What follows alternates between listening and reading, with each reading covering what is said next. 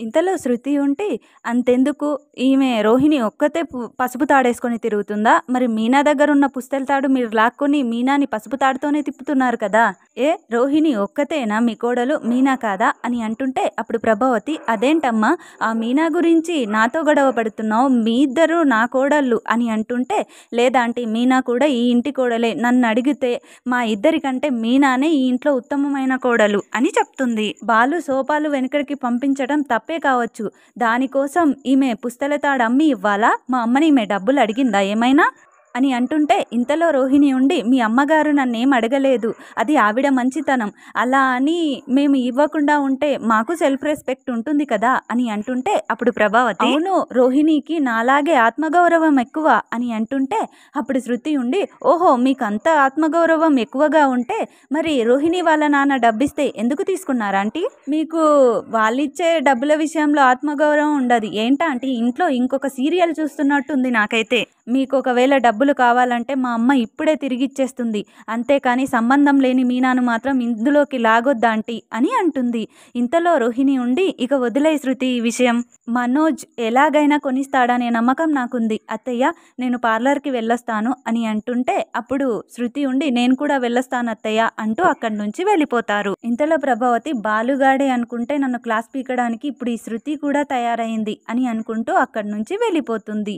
మీనా వంట చేస్తూ ఉంటే ఇంతలో బాలు ఉండి, "ఓహో, పాలు వేడి చేస్తున్నావా? నేను వెళ్తున్నాను" అంటూ వెళ్తూ ఉంటే అప్పుడు మీనా తుమ్ముతుంది. అప్పుడు మీనా, "ఆగండి" అని అంటే అప్పుడు బాలు, "ఏంటి పాలు తాగి వెళ్ళమంటావా?" అని అంటే, "లేదు, తుమ్మొచ్చింది కాబట్టి ఆగమంటున్నాను" అని అంటుంది. అప్పుడు బాలుండి, "ఇవన్నీ నీకెవరు చెప్పారు?" అంటే అప్పుడు పెద్దవాళ్ళు అనేవాళ్ళులే, ఆగండి అంటూ కొన్ని మంచినీళ్ళు తీసుకువచ్చి బాలుకి ఇస్తుంది. అవి తాగి, "ఇక ఆగాను, తాగాను, వెళ్తున్నాను" అని అంటాడు. అని అంటే అప్పుడు మీనా, "వెళ్తున్నాను కాదు, వెళ్ళొస్తాను అని చెప్పండి" అంటే, "ఓహో, సరే, వెళ్ళొస్తాను" అని అంటుంటే మీనా మళ్ళీ తుమ్ముతుంది. అప్పుడు బాలు, "ఇలా అయితే ఇక నేను వెళ్ళినట్టే" అని అంటే, "మరేం పర్వాలేదు, మీరు వెళ్ళండి" అని అంటుంది. ఇంతలో బాలు మీనాని కిస్ చేయబోతూ ఉంటే అప్పుడు మీనా, "ఆగండి, దూరంగా ఉండండి" అని అంటుంటే, "మళ్ళీ ఏమైంది" అని బాలు అడుగుతాడు. అప్పుడు మీనా, తుమ్మయింది, నాకు జలుబయింది, అది మీకు అంటుకుంటుంది" అని అంటే అప్పుడు బాలు, "అయితే కానీ ఇద్దరం ఒకే దుప్పటి కింద ఆవిరి పట్టుకుందాం" అని అంటాడు.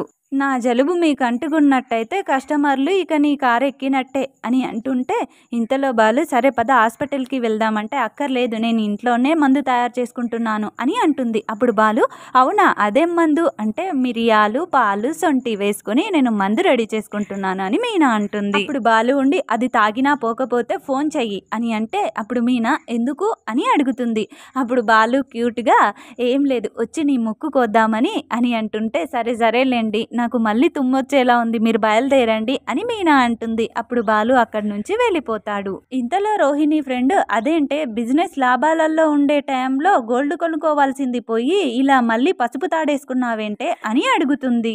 అప్పుడు రోహిణి ఉండి, "అది తాకట్టు పెట్టి ఇవ్వకపోతే నా తల ఉండేది కానీ దానికి పరువు ఉండేది కాదే, ఆవిడ ముందు తల దించుకోవాల్సి వచ్చేది, దానికన్నా అది అమ్మడమే బెటర్ లేవే" అని చెప్తుంది. ఇంతలో తన ఫ్రెండ్ ఉండి, "నువ్వు ఇలా పసుపు తాడుతో తిరుగుతుంటే మీ ఇంట్లో పరువు ఉండదేమో" అని అంటుంది.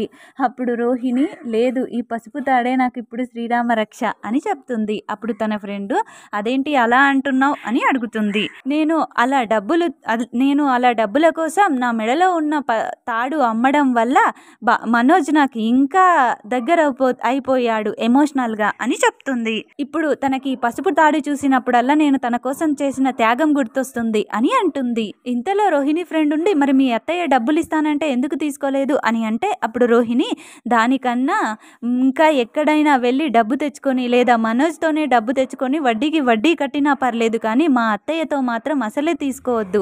ఆ డబ్బులు అంతకు ఇచ్చే వరకే నన్ను మా నాన్న గురించి అడిగి అడిగి చంపేస్తుంది, అంతకంతకు వసూలు చేస్తుంది" అని అంటుంది. అయినా కొన్ని రోజులు ఇలా పసుపు తాడుతోనే ఉండడం మంచిది, అందరూ సింపతితోన మా నాన్న గురించి కొన్ని రోజులు అడగడం మానేస్తారు అని అంటుంటే అప్పుడు తన ఫ్రెండ్, "సరే, ఏదైతే ఏంటి, నీకు మంచి జరిగితే మంచిదే కదా" అని అంటుంది. మీనా పువ్వులు కడుతూ అలాగే అలసిపోయి చైర్లో పడుకుంటుంది. ఇంతలో బాలు వచ్చి, మీనా మీనా ఏం జరిగింది" అని అంటే అప్పుడు మీనా ఉండి, "అబ్బాయి ఏం లేదండి" అని అంటే అప్పుడు బాలు, నేను వెళ్ళే వెళ్ళేటప్పుడు జలుబుంది, ఇప్పుడు నేను వచ్చేసరికి జ్వరం వచ్చేసింది. అప్పుడు మీనా మీరేంటి ఇంత త్వరగా వచ్చారు అని అంటుంటే, లేదు డ్యూటీ అయిపోయింది వచ్చేసాను. సరే టాబ్లెట్ వేసుకున్నావా అని అడిగితే అప్పుడు మీనా ఇంట్లో టాబ్లెట్స్ లేవండి అని అంటుంది. అప్పుడు బాలు మరి ఒక ఫోన్ చేయొచ్చు కదా, సరే పద హాస్పిటల్కి వెళ్దాం అని అంటే అప్పుడు మీనా ఈ మాత్రం దానికి హాస్పిటల్కి ఎందుకండి అని అడుగుతుంది. ఇంతలో బాలు ఉండి సరే నువ్వు ఇలాగే అంటావు కానీ వెళ్ళి పడుకో, నేను వెళ్ళి టాబ్లెట్స్ తీసుకొస్తాను అని అంటే అప్పుడు మీనా ఎక్కడ పడుకోవాలి అంటే ఈ వారం అంతా ఆ మనోజ్ గారి రూమ్ మనకే కదా, సరే అక్కడ పడుకుందువు పద అంటే వద్దండి లేని గొడవలు ఎందుకంటే అదంతా కుదరదు, నీకు జ్వరం వచ్చింది కదా ఈ రూమ్లో ఏమొద్దు అక్కడే పడుకుందాం పద అంటూ మనోజ్ రూమ్లోకి తీసుకువెళ్తాడు. ఇంతలో మనోజ్ రోహిణిలు ఇంటికి వస్తారు. అప్పుడు మనోజ్ ఉండి వర్క్ బాగా ఎక్కువైంది అని అంటుంటే అప్పుడు రోహిణి ఉండి పర్లేదండి కొన్ని రోజులైతే అలవాటు అయిపోతుంది అని చెప్తుంది. అప్పుడు మనోజ్ సరే నేను ఇంకా వెళ్ళి పడుకుంటాను అని చెప్పి తన రూమ్ దగ్గరికి వెళ్తాడు. అప్పుడు లోపల మీనా పడుకొని ఉంటుంది. చూసి మనోజ్ కిందకి వెళ్ళి అమ్మా రోహిణి అని పిలుస్తూ ఉంటాడు. వాళ్ళిద్దరి అక్కడికి వస్తే అప్పుడు మనోజ్ ఉండి అమ్మ ఇంట్లో ఎవరు లేకపోతే ఎవరి రూమ్లో పడితే అలా రూమ్లో పడుకుంటారా అని అంటుంటే అప్పుడు ప్రభావతి ఏమైందిరా బాలుగాడు మళ్ళీ నీ రూమ్లోనే పడుకున్నాడా అని అంటే అప్పుడు మనోజ్ వాడు కాదు వాడి పెళ్ళాం పడుకుంది అని అంటాడు. ఇంతలో ప్రభావతి ఉండి మీనా నీ రూమ్లో పడుకుందా, అది అంత ధైర్యం చేయదే అని అంటుంటే అప్పుడు రోహిణి ఉండి ఇంకేంటి మేము వచ్చే టైం అయింది కాబట్టి మాకంటే ముందుగానే వెళ్ళి రూమ్లో దూరారు అని అంటుంది. ఇంతలో సత్యం వచ్చి ఏమైంది ఎందుకు అలా అరుస్తున్నారు అని అంటుంటే అప్పుడు ప్రభావతి అవునండి మేము మాట్లాడినా మీకు అరుపులానే వినిపిస్తాయి అని అంటే అప్పుడు సత్యం ఉండి ఇంట్లో వాళ్ళకి వినిపించేలా మాట్లాడితే దాన్ని మాట్లాడడం అంటారు, వీధిలో వరకు వినిపించేటట్టు మాట్లాడితే దాన్ని అరుపులే అంటారు, అసలు ఏం జరిగిందో చెప్పండి అని అంటాడు. అప్పుడు ప్రభావతి ఉండి ఈ టైంలో మీనా వెళ్ళి వాళ్ళ రూమ్లో పడుకుంది అని అంటే అప్పుడు సత్యం అందులో ఆశ్చర్యం ఏముంది, ఈ వారం ఆ గది బాలు వాళ్ళదే కదా అని అంటాడు. ప్రభావతి ఉండి ఇదేమైనా లాడ్జా ఎప్పుడు పడితే అప్పుడు వెళ్ళడానికి, వాళ్ళకి అది రాత్రిపూట రూమే ఇప్పటి పూట రూమ్ కాదు అని అంటుంటే అప్పుడు సత్యం ఉండి నేను అదే అడుగుతున్నాను, ఇదేమైనా లాడ్జా పర్మిషన్ తీసుకొని పడుకోవడానికి, ఈ ఇల్లు అందరిది, అయినా మీనా ఈ టైంలో పడుకుందంటే నేను ఉదయం చూశాను తనకు జలుబు చేసి జ్వరం వచ్చింది, అలా జ్వరమైనా వచ్చుండాలి లేదా నువ్వు ఇంటి చాకిరీ చేయించి ఎక్కువైనా తన చేత చేయించాలి అందుకే వెళ్ళి పడుకుంది అని అంటుంటే అప్పుడు మనోజ్ ఉండి నాన్న నేను ఇది వరకులా ఖాళీగా లేను, నేను బిజినెస్ చేస్తున్నాను అలిసిపోయాను, నేను పడుకోవాలి నాకు చాలా టైర్డ్గా ఉంది అని అంటాడు. ఇంతలో రోహిణి ఉండి నార్మల్గా మీనా ఈ టైంలో పడుకోదు, ఇప్పుడు పడుకుందంటే నాకెందుకో కావాలనే చేస్తుందనిపిస్తుంది అని రోహిణి అంటుంది. అప్పుడు ప్రభావతి నాకు కూడా అలాగే అనిపిస్తుంది అని అంటుంది. ఇంతలో సత్యం ఉండి ఇక ఇక్కడితో దీన్ని ఆపేయండి, మీనాకు జ్వరం వచ్చే వెళ్ళి పడుకుంది, వెళ్ళి ఎవరి గదిలో వాళ్ళు పడుకోండి, ఇక్కడే పడుకోండి మీరు అని చెప్పి లోపలికి వెళ్ళిపోతాడు. ఇంతలో ప్రభావతి ఉండి ఆయన లేపకపోతే ఏంటి మనం వెళ్ళి లేపుదాం పదా అంటూ వెళ్ళి ఏయ్ లేవవే లేవు, ఇంత దర్జాగా పడుకున్నావు, ఈ ఇల్లు ఏమన్నా నీ బాబు కట్టించింది అనుకుంటున్నావా అని అంటే అప్పుడు మీనా లేచి లేదత్తయ్య ఒంట్లో బాగోలేదు అందుకే పడుకున్నాను అని అంటుంటే అప్పుడు ప్రభావతి ఏం నాటకాలు ఆడుతున్నావే, మీకు రూమ్ ఇవ్వలేదని మీ పెళ్ళాం మొగుళ్ళు ముందే మాట్లాడుకొని వచ్చి పడుకున్నావు కదూ, అయినా అంత పని ఏం పని చేసావే అలసిపోవడానికి అని అంటే అప్పుడు మీనా ఉండి లేదత్తయ్య నిజంగానే నాకు జ్వరం వచ్చింది అని అంటుంది. అప్పుడు ప్రభావతి ఉండి ఓహో అయితే రూమ్లో పడుకుంటే జ్వరం తగ్గిపోతుందా ఏంటి, మీ ఇంట్లో నువ్వు ఏసీలో బెడ్ల మీదే పడుకున్నావా, కొంచెమైనా సిగ్గనిపించడం లేదా, నీలాంటి పూలమ్ముకునే దానికి ఆరోగ్యం బాగాలేకపోతే ఏసీ రూమ్లు కావాలా అని అంటుంటే అప్పుడు మీనా ఏడుస్తూ సరే అత్తయ్య నాదే తప్పైంది నన్ను క్షమించండి అని అంటుంటే అప్పుడు ప్రభావతి అయినా వినకుండా బాలు చెయ్యి పట్టుకొని మీనా చెయ్యి పట్టుకొని ఇంకా ఇక్కడే నిలబడ్డావేంటే పద పద అంటూ మీనాని లాక్కొని వెళ్తుంది.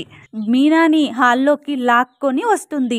అది బాలు చూస్తాడు. అప్పుడు ప్రభావతి బాలుని చూసి మీనా చెయ్యి వదిలేస్తుంది. అప్పుడు బాలు వచ్చి ఏ ఆపేసావే లాక్కెళ్ళు, వీధిలో వరకు లాక్కెళ్ళు అని అంటుంటే ఇంతలో సత్యం వచ్చి ఏంట్రా ఏం జరిగింది అలా అరుస్తున్నావు అంటే వీళ్ళింతకు మనుషులా పశువులా ఇలా ప్రవర్తిస్తున్నారేంటి అని అంటే అప్పుడు సత్యం ఉండి అసలు ఏం జరిగిందిరా అని అడుగుతాడు. నా పెళ్ళానికి జ్వరం వచ్చింది, మీనాని నేనే వెళ్ళి గదిలో పడుకోమని చెప్పాను, టాబ్లెట్లు తేవడానికి వెళ్ళాను, నేను వచ్చేసరికి నువ్వు పూలమ్ముకునే దానివి అని వాళ్ళ కుటుంబం గురించి మాట్లాడుతూ మనిషిలా ప్రవర్తించకుండా తనని బయటికి లాక్కొచ్చేసింది, మీనా చెయ్యి పట్టుకొని బరబరా గుంజుకొని వచ్చింది, నేను లేకపోతే వీధిలో వరకు లాక్కెళ్ళేది అని చెప్తే అప్పుడు సత్యం కోపంగా ప్రభావతిని చి ఏం జన్మే నీది, నేను అప్పుడే నీకు చెప్పాను మీనాకి వంట్లో బాగోలేదు కాబట్టే పడుకున్నట్టుందని, నేను చెప్పాక కూడా నువ్వు తనని ఈడ్చుకొస్తావా? నీకసలు మానవత్వమే లేదా? ఛీ! ఏం జన్మే నీది? ఎన్నిసార్లు చెప్పాలి నీకు అని అంటుంటే ఇంతలో రవి, శృతిలు వస్తారు. అప్పుడు రవి ఉండి ఏమైంది? ఏం జరిగింది? అని అంటే అప్పుడు బాలు ఈ రూము ఈ మనోజ్ గాడికి ఒక్కడికే సొంతమంట, మేము గదిలో పడుకోకూడదంట అని అంటుంటే అప్పుడు శృతి ఉండి మళ్ళీ రూమ్ కోసమే గొడవ, రోజు ఏంటిలా అని అంటుంటే నేను రూమ్ కోసం మాట్లాడట్లేదు. ఈ ఇంట్లో మీనాకి అసలు విలువే లేదు. ఒంట్లో బాగోలేని మనిషిని బరబరా బయటికి ఈడ్చుకొని వచ్చింది అని అంటుంటే అప్పుడు రవి ఇదంతా అమ్మే చేసుంటుంది, అమ్మే చేసింది కదా అని అంటుంటే అప్పుడు ప్రభావతి అనండ్రా, అందరూ నన్నే అనండి, దానికి జ్వరమని అబద్ధం చెప్పాడు, కావాలనే నాటకాలు ఆడుతున్నారు ఇద్దరు గదిలో పడుకోవాలని అని అంటుంటే అప్పుడు సత్యం ఉండి ఎచ్చి నోర్మై, మీనా జ్వరం రాంది ఈ టైంలో ఎప్పుడైనా పడుకుందా అని అంటే అప్పుడు ప్రభావతి సైలెంట్గా ఉంటుంది.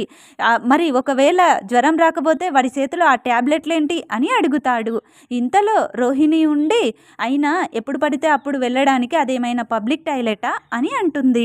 ఇంతలో మీనా అలా గొడవ పడుతూ ఉంటే ప్లీజ్ వదిలేయండి దీన్ని, ఇంతటితో వినడానికే అసహ్యంగా ఉంది అని అంటుంటే అప్పుడు ప్రభావతి ఉండి అబ్బబ్బబ్బబ్బా ఏం నటిస్తున్నావే, ఇదంతా నువ్వు చేసిందే కదా అని అంటుంటే అప్పుడు మీనా చాలా బాధపడుతూ ఏడుస్తూ అడిగాను, బ్రతిమిలాడాను, తప్పయింది, నన్ను క్షమించండి అన్నాను, అయినా మీకు కొంచెం కూడా మానవత్వం లేకుండా నన్ను రూమ్లో నుంచి పశువులా ఈడ్చుకొచ్చారు, అయినా సరే నేను నోరు మెదపలేదు, నా పుట్టింటి గురించి తప్పుగా మాట్లాడారు, అయినా సైలెంట్గానే ఉన్నాను, ఎందుకు నన్ను ఇలా మాట్లాడుతున్నారు అని అంటుంటే ఇంతలో బాలు ఉండి వాళ్ళ నాన్న దగ్గర మనోజ్ చేయి పట్టుకుని నేను వచ్చేసరికి ఇలా బరబరా ఈడ్చుకుంటూ వచ్చింది నాన్న అంటూ చూపిస్తాడు. ఇంతలో మనోజ్ ఉండి రే నేను నీలా కార్ తోలుకునేవాడిని కాదు, బిజినెస్ చేసేవాడిని, నేను అలసిపోయాను అని అంటే అప్పుడు రవి ఉండి ఎవరు ఏ పని చేసినా అలసిపోతారన్నయ్య. ఇంతలో శృతి ఉండి నేను ఇలా రూమ్ కోసం గొడవ పడను, మా వంతు వచ్చినప్పుడు నేను రవిని తీసుకొని మా పుట్టింటికి వెళ్తాను అని అంటే అప్పుడు అందరూ షాక్ అవుతారు. ఇంతలో సత్యం ఉండి ప్రభా నువ్వు మీనా ఒక గదిలో పడుకోండి అని అంటే అప్పుడు ప్రభావతి దీంతో పడుకోవాలా? ఇంతలో బాలు ఉండి సరే అయితే నేను మీనా గదిలో పడుకుంటాము, నువ్వు బయట వెళ్ళి పడుకో అంటే అప్పుడు ప్రభావతి ఉండి అక్కర్లేదు, మీ నాన్న తీర్పిచ్చాడు కదా అలాగే చేస్తాను అని అంటే అప్పుడు బాలు ఉండి ఇంకొకసారి నా భార్యను నేను లేని టైంలో అలా ఈడ్చుకొచ్చారంటే అస్సలే బాగుండదు అని చెప్తాడు. ఇంకా రాత్రి అయ్యేసరికి మీనా ప్రభావతి గదిలోకి వెళ్తుంది. ఇంతలో ప్రభావతి మీనాతో అప్పుడే రెడీ అయ్యావా అని అంటుంటే అంటే ఏం మాట్లాడుతున్నారు అంటే అంట్లు అన్నీ తోమేశావా అని అంటే అప్పుడు మీనా పాత సినిమాలో శాంతంలా మాట్లాడకండి, నేను అన్నీ చేసే వచ్చాను, మీరు రోజు చెప్తేనే నేనేం చెయ్యట్లేదు అని అంటుంది. ఇంతలో ప్రభావతి ఉండి ఇప్పుడేంటి నువ్వు నా పక్కల పడుకుంటావా అని అంటే అప్పుడు మీనా అంత అదృష్టం నాకెందుకులేండి, నేను కింద చాప వేసుకొని పడుకుంటాను అని అంటుంది. ఇంతలో బాలు వాళ్ళ నాన్న దగ్గరికి వెళ్తాడు, అక్కడ మనోజ్ కూడా ఉంటాడు. ఇప్పుడేంటి నువ్వు ఇక్కడ పడుకుంటావా అని మనోజ్ అంటే నీలా గుడి ముందు అడుక్కొని పడుకోలేను కదరా అని అంటూ చాప వేస్తాడు. అప్పుడు మనోజ్ ఉండి అమ్మయ్య కింద పడుకుంటున్నావా అని అంటే అది నా కోసం కాదురా నీకు అని చెప్తాడు. ప్లీజ్ ఫ్రెండ్స్, వీడియో కనుక మీకు నచ్చినట్లయితే తప్పకుండా లైక్ చేయండి, మా ఛానల్ని సబ్స్క్రైబ్ చేసుకోండి. సబ్స్క్రైబ్ చేసుకోవడం అసలు మర్చిపోవద్దు. Thank you friends.